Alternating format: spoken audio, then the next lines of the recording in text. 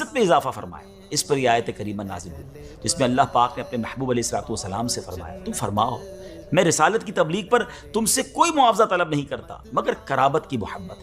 پھر آپ علیہ الصلوۃ والسلام نے اس مال کو اپنے صحابہ کو واپس لوٹا دیا۔ حضرت سعید بن جبیر اور عمر بن شعیب نے اس آیت کی تفسیر میں فرمایا کہ میں تم سے اتنا چاہتا ہوں کہ تم میرے قرابت داروں اور میری اولاد سے محبت کرو اور ان کے معاملے میں میرا لحاظ کرو، یعنی اہل بیت سے محبت رکھنا یہ اللہ پاک کا حکم ہے۔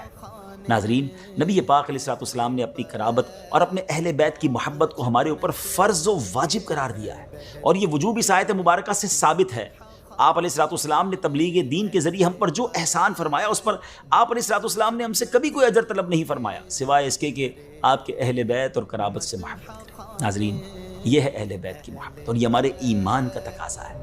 بندہ کامل مومن نہیں ہو سکتا جب تک نبی پاک کے اہل بیت سے پیار نہ کرے، اپنے گھر والوں سے زیادہ پیارے آقا کی گھر والوں سے محبت اور ان کی عزت کرے، اپنے بچوں سے زیادہ نبی پاک کی اولاد کی عزت کرے، ان سے محبت کرے، اور یہی ہمارے ایمان کا تقاضا ہے۔ اور واقعی انہی کے خاندان کا، انہی کی آل کا صدقہ تو ہم کھا رہے ہیں۔ اللہ کرے کہ ہم اہل بیت کی سچی غلامی دل و جان سے اپنے دلوں میں اختیار کریں۔ ناظرین، اب ہمارے ایپیسوڈ کا وقت جو ہے مکمل ہونے کے قریب ہے، تو یہ بتاتے چلیں کہ نبی پاک علیہ الصلوۃ والسلام نے اپنی اہل بیت اطہار سے جو محبت کا ہمیں حکم دیا ہے نا، یہ عوض بھی نبی پاک علیہ الصلوۃ والسلام نے بدلے کے طور پر اپنی طلب نہیں فرمایا، بلکہ یہ بھی ہمارے بھلے کے لیے ہے کہ اس سے ہمیں ایمان و ہدایت کا راستہ بتا رہے ہیں، ہمارے ایمان کو جلا بخش رہے ہیں، اور اہل بیت و قرابت کی محبت کے ذریعے ہمارے ایمان کی حفاظت فرما رہے ہیں۔ گویا آپ علیہ الصلوۃ والسلام اس فرمان کے ذریعے ہماری ہی بھلائی کی راہ میں بتا رہے ہیں، کیونکہ اہل بیت کی شان یہ ہے کہ یہ باعث امن ہے۔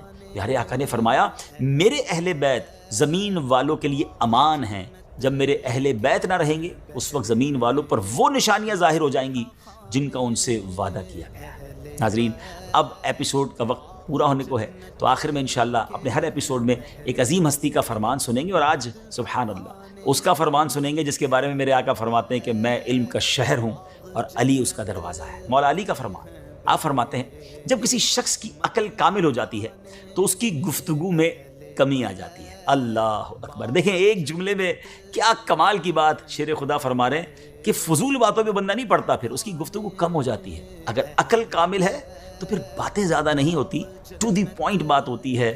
خیر الکلامی ما قل و دل، بہترین کلام وہ ہے جو مختصر ہو مگر پردلیل ہو، پر اثر ہو۔ اللہ پاک ہمیں مولا علی کے اس فرمان پر عمل کرتے ہوئے فضول باتوں سے بچنے کی توفیق عطا فرمائے۔ اپنی دعاؤں میں یاد رکھیے گا، اگلے ایپیسوڈ میں انشاءاللہ اور خوبصورت باتیں، اہل بیت سے محبت میں مزید اضافہ ہوگا۔ ہمیں اپنی دعاؤں میں یاد رکھیے۔ صلو علی الحبیب صلی اللہ تعالی علی محمد صلی اللہ علیہ وسلم۔